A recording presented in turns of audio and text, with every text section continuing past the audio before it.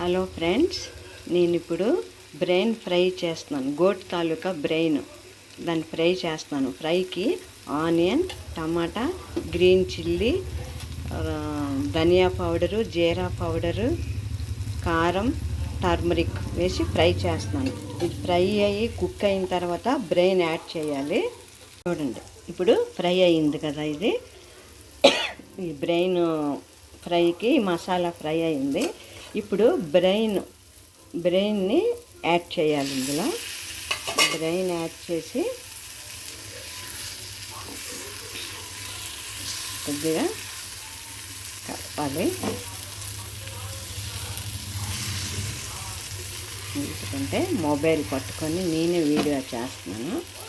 కొద్దిగా కలపడం ఇబ్బందిగా ఉంది, అంతే, ఇంకేం కాదు. చాలా బాగానే ఉంటుంది.